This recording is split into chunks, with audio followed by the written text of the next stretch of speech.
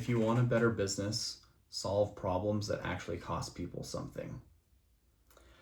The best businesses oftentimes solve big problems that are expensive to people, whether that's expensive time, expensive money, expensive attention. Businesses that succeed solve big problems. Lots of people, when starting a new business, they think of building a business that fits their pocketbook. Most people start a business so that they can have more money, they can have more control of their life. But when they build a business, they go, I want to build a business that anybody can buy from. But in reality, those are the worst type of customers usually. People who are spending a little amount of money either can't afford the product, or B, it's not a big enough problem that they actually care about. It's a need, not a necessity. When looking at big problems, it comes down to what the need of the customer is receiving. If you solve something big in someone's life, they're not only going to be more grateful, but they're going to be more willing to spend money with you. Not all problems are equal. Making candy for someone, while there's lots of companies that build great businesses off of selling candy, and we've helped some be successful, it's a need, it's a want, not a need.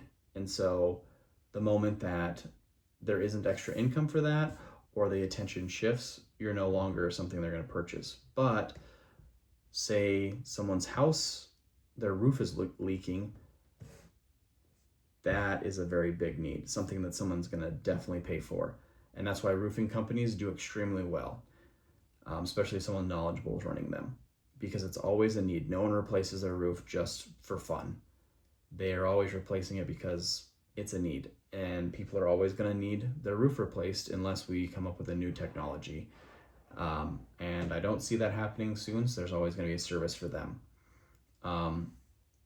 Strong businesses solve big problems in usually 4 categories. One is time. Are you helping someone save time or commit time that they need to put somewhere else? Another is money. Are you going to help them make money? Are you going to help them save money? Are you going to help them do XYZ with their money? Is it going to reduce large amounts of stress in their life? Is it going to help them regain lost opportunities? If they don't follow through with the product or service you're selling, are they going to miss out on a bigger opportunity? So focus on those 4 types of businesses. They usually have big price tags with them and they're big problems that a lot of people. Weak offers in business are most likely due to solving small problems for people. They are low urgency. They're, like we've been talking about, a need.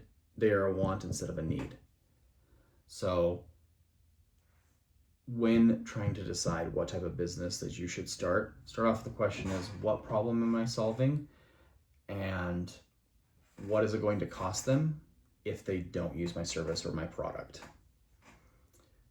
The biggest businesses are the ones that solve problems that are going to cost someone something. If they can correlate, hey, I'm going to lose, then they're going to do something about it. Most people want to win, but they don't need to win. But lots of people don't want to lose. They hate losing more than they like winning. So if you can stop them from losing, whether that's money, time, whatever in their life, it's going to be a much easier sell for you.